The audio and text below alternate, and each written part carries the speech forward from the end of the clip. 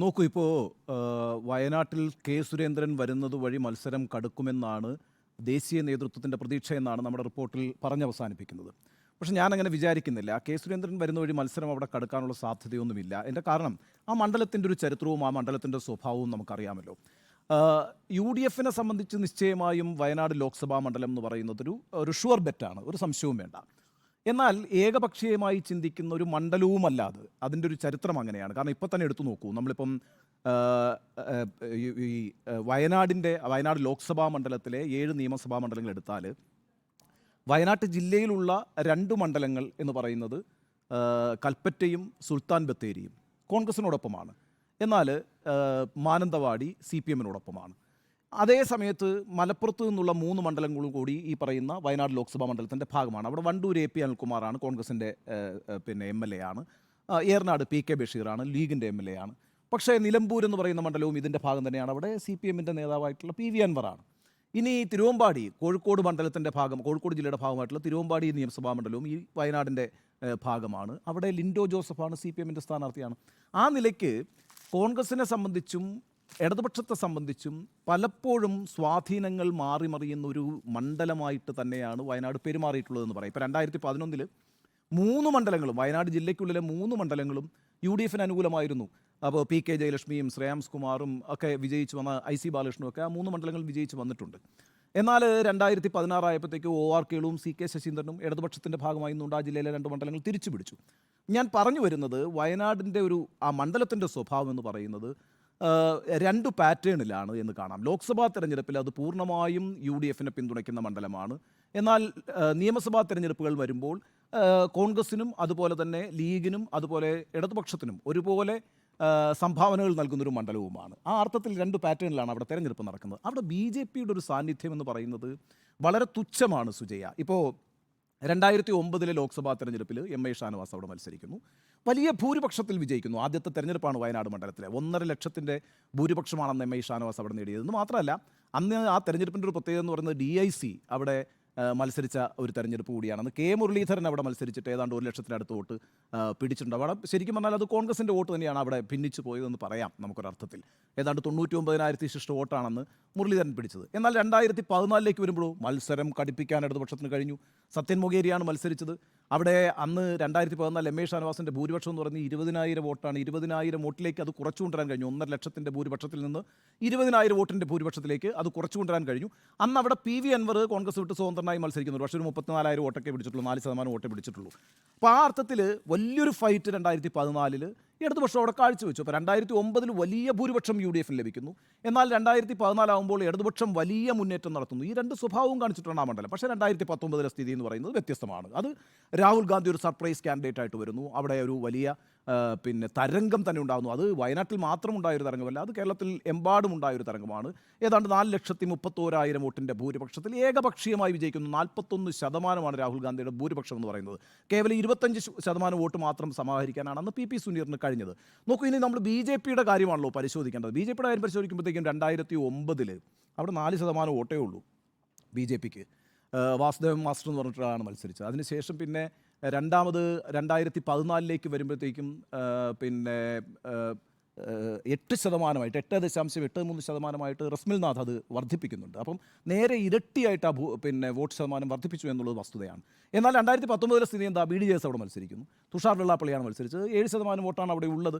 അപ്പം BJP അവിടെ ആദ്യഘട്ടത്തിലൊരു വളർച്ച കാണിച്ചെങ്കിലും പിന്നീട് തളർച്ചയാണ് കാണിച്ചത്. പക്ഷേ നമുക്ക് പറയാം BJP-യുടെ സ്ഥാനാർത്ഥിയല്ല മത്സരിച്ചതെന്ന് പറയാം. പക്ഷേ 2021 സ്ഥിതി എന്താ? നിയമസഭാ തെരഞ്ഞെടുപ്പിൽ ഈ പറയുന്ന 7 നിയമസഭാ മണ്ഡലങ്ങളെയും കണക്ക് ഞാൻ പരിശോധിക്കുമ്പോഴത്തേക്ക് 6.6% BJP-ക്ക് അവിടെ വോട്ട് കിട്ടിയിട്ടുള്ളത് 7 മണ്ഡലങ്ങളിലുമായിട്ട്. അപ്പം 2009, 2014, 2019, 2021 ഈ സമയം എടുക്കുകയാണെങ്കിൽ ഏതാണ്ടൊരു 6.5-7% വോട്ടിനകത്താണ് എപ്പോഴും BJP പെർഫോം ചെയ്തിരിക്കുന്നത് കാണാം. ഈ കഴിഞ്ഞ നിയമസഭാ തെരഞ്ഞെടുപ്പിൽ ഈ മണ്ഡലങ്ങളിലെല്ലാം കൂടെ കിട്ടിയത് 72,000 വോട്ടാണ്. അത്രയും തന്നെ വോട്ടാണ് കഴിഞ്ഞ ലോക്സഭാ തെരഞ്ഞെടുപ്പിൽ തുഷാർ വെള്ളാപ്പള്ളി പിടിച്ചത്. പക്ഷേ അതിനു മുമ്പ് റസ്മിൽനാഥ് മത്സരിക്കുമ്പോൾ 2014 80,000 വോട്ട് പിടിക്കുന്നുമുണ്ട്.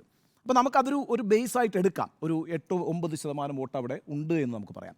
അതെത്രമാത്രം വർദ്ധിപ്പിക്കാൻ കഴിയും എന്നുള്ളതാണ് സുരേന്ദ്രൻ അവിടെ നേരിടുന്നൊരു പരീക്ഷണവും ഒരു വെല്ലുവിളിയും എന്ന് പറയുന്നത്. നിശ്ചയമായും ആ ഒരു മണ്ഡലത്തിൻ്റെ സ്വഭാവം എടുക്കുമ്പോൾ 41% മുസ്ലിങ്ങളുള്ളൊരു മണ്ഡലമാണത്. അത് മാത്രമല്ല, മുസ്ലിങ്ങൾ മാത്രമല്ലല്ലോ അവിടുത്തെ ന്യൂനപക്ഷം, പ്രമുഖമായ മറ്റൊരു ന്യൂനപക്ഷം കൂടിയുണ്ട്. അത് ക്രിസ്ത്യൻ ന്യൂനപക്ഷമാണ്, 13%. 54% വോട്ടെന്ന് പറയുന്നത് ന്യൂനപക്ഷ വോട്ടാണ്. ആ ന്യൂനപക്ഷ വോട്ടിൽ ഇപ്പം താമരശ്ശേരി രൂപതയ്ക്കാണെങ്കിലും മാനന്തവാടി രൂപതയ്ക്കാണെങ്കിലും ഒക്കെ വലിയ സ്വാധീനം വോട്ടർമാർക്കിടയിലുണ്ട്. മുസ്ലിങ്ങളുടെ വോട്ട് ബാങ്ക്, ഈ 2 വോട്ട് ബാങ്കിലും ഒരു വിള്ളലും വീഴ്ത്താൻ യാതൊരു സാധ്യതയും BJPയെ സംബന്ധിച്ചിടത്തോളം അവിടെ ഇല്ല. പിന്നെയുള്ളത് 45% ഹിന്ദു വോട്ടാണ്. ആ ഹിന്ദു വോട്ടിൽ തന്നെ ഞാൻ പറയാം, ഈ 2 മണ്ഡലങ്ങൾ വയനാട്ടിൽ സംവരണ മണ്ഡലങ്ങളാണ്, ഈ പറയുന്ന പിന്നെ മാനന്തവാടിയും സുൽത്താൻ ബത്തേരിയും. അപ്പോൾ അവിടെ 16% SC/ST വിഭാഗമുണ്ട്.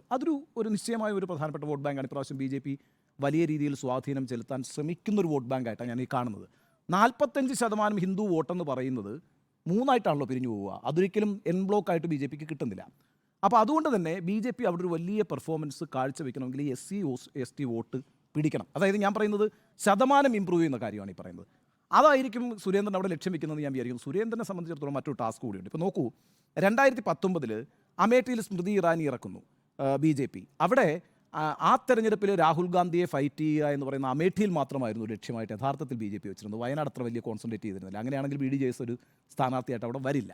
ഇപ്രാവശ്യം K സുരേന്ദ്രനെ അവിടെ ഇറക്കുന്നത് എന്തുകൊണ്ടാണെന്ന് വെച്ചാൽ, ഞാൻ മറ്റൊരു കമ്പാരിസൺ പറയാം. ഇപ്പോൾ ഉത്തർപ്രദേശിൽ വാരണാസിയിൽ മോഡിക്കെതിരായിട്ട് മത്സരിക്കുന്നത് ആരാ? അവിടുത്തെ UPCCയുടെ അധ്യക്ഷനായിട്ടുള്ള അജയ് റായ് ആണ്. അജയ് റായ് അവിടെ ഒരു വലിയ പെർഫോമറായിരുന്നു. ആദ്യം അജയ് റായ് ആരംഭിക്കുന്നത് 1996 BJPയിൽ നിന്നാണ് അജയ് റായ് തുടങ്ങുന്നത്. 5 നിയമസഭാ ഇലക്ഷനിൽ വിജയിച്ചിട്ടുള്ള ആളാണ് അജയ് റായ്. അതിൽ 3 തവണയും വിജയിച്ചിട്ടുള്ളത് BJP ടിക്കറ്റിൽ നിന്നാണ്. 2012 അദ്ദേഹം കോൺഗ്രസിലേക്ക് വരുന്നത്. അതിനു മുമ്പ് ഒരു തവണ സമാജ്വാദി പാർട്ടിയിലേക്കും പോയി. 2012 മുതൽ BJPയിൽ കോൺഗ്രസിൽ നിൽക്കുന്ന അജയ് റായ് വീണ്ടും അവിടെ തെരഞ്ഞെടുപ്പിൽ 2014 2019 നരേന്ദ്രമോദിയെ ഫൈറ്റ് ചെയ്തിട്ടുണ്ട്. അജയ് റായിയുടെ തെരഞ്ഞെടുപ്പിൻ്റെ ഒരു സവിശേഷത എന്ന് പറയുന്നത് 2014 7.34% അജയ് റായിയുടെ പെർസെൻറ്റേജ് എന്ന് പറയുന്നത്. വാരണാസിയിൽ മോഡിക്കെതിരായിട്ട് 72,000 വോട്ട്. പക്ഷേ 2019 എത്തിയപ്പോൾ അജയ് റായി 14.38% തൻ്റെ വോട്ട് ശതമാനം ഉയർത്തി. UPCC ചീഫ്, അതായത് നേരെ ഇരട്ടിയായി വർദ്ധിപ്പിച്ചു എന്ന് മാത്രമല്ല 1,52,000 വോട്ട് അവിടെ നേടുകയും ചെയ്തു. ഇവിടെ അതേപോലെ ഒരു സിറ്റുവേഷനാണ് BJP ഉണ്ടാക്കിയിരിക്കുന്നത്. വാരണാസിയിൽ UPCCയുടെ അധ്യക്ഷനാണ് മോഡിയെ എതിർക്കുന്നത് എങ്കിൽ ഇവിടെ രാഹുൽ ഗാന്ധിക്കെതിരായിട്ട് BJPയുടെ സംസ്ഥാന അധ്യക്ഷനെയാണ് ഇറക്കിയിരിക്കുന്നത്. അദ്ദേഹത്തിൻ്റെ ചുമതല എന്ന് പറയുന്നത്, ഞാൻ പറയുന്നു 8.83% 2014 BJP നേടിയ വോട്ടെങ്കിൽ അതിനെ 16-17% ഉയർത്തുക എന്നുള്ളതാണ്. അതൊരു ചെറിയ ടാസ്ക് അല്ല. ഇപ്പോഴത്തെ സാഹചര്യത്തിലും വയനാട് എന്ന് പറയുന്ന മണ്ഡലത്തിൻ്റെ പൊളിറ്റിക്കൽ നേച്ചറിലും അതേപോലെ തന്നെ അവിടുത്തെ കാസ്റ്റ് ഇക്വേഷനിൽ വെച്ചിട്ട് ഞാൻ വിചാരിക്കുന്നില്ല സുരേന്ദ്രന് ആ അത്ഭുതം അവിടെ ഉണ്ടാക്കാൻ കഴിയുമെന്ന്. എന്നാൽ നിശ്ചയമായും സുരേന്ദ്രൻ വരുന്നത് വഴി BJPയുടെ വോട്ട് ഷെയർ അവിടെ വർദ്ധിക്കും. അത് ഒരു 4-5% ഞാൻ പ്രതീക്ഷിക്കുന്നത് ഈ തെരഞ്ഞെടുപ്പിൽ ഒരു 12-13% വരെ വോട്ട് K സുരേന്ദ്രൻ അവിടെ ആർജിക്കും. ഞാൻ ഒരു കാര്യം കൂടി പറഞ്ഞ് അവസാനിപ്പിച്ചേക്കാം. സുരേന്ദ്രൻ വന്നതോടുകൂടി വയനാട്ടിലെ മത്സരം കടുത്തെന്നോ രൂക്ഷമായെന്നോ എന്നും പറയേണ്ട കാര്യമില്ല. BJPയുടെ സംസ്ഥാന അധ്യക്ഷനായിട്ടുള്ള K സുരേന്ദ്രൻ ഒരു മണ്ഡലത്തിൽ മത്സരിച്ചാൽ സ്വാഭാവികമായും ആ മണ്ഡലം ജനശ്രദ്ധ നേടുന്നൊരു മണ്ഡലമായിരിക്കും. രാഹുൽ ഗാന്ധിക്കെതിരെ മത്സരിക്കുന്നതുകൊണ്ട് കൂടുതൽ ജനശ്രദ്ധ നേടുമെന്നതിനപ്പുറം അത് വലിയ അടിയൊഴുക്കുകളൊന്നും വയനാട് മണ്ഡലത്തിൽ ഉണ്ടാക്കില്ല എന്ന് മാത്രമല്ല, നേരിയ ഒരു ശതമാനം വർധന മാത്രമാണ് സുരേന്ദ്രൻ ആ മണ്ഡലത്തിൽ ഉണ്ടാക്കാൻ കഴിയുക എന്നതാണ് എൻ്റെ ഒരു വിലയിരുത്തൽ.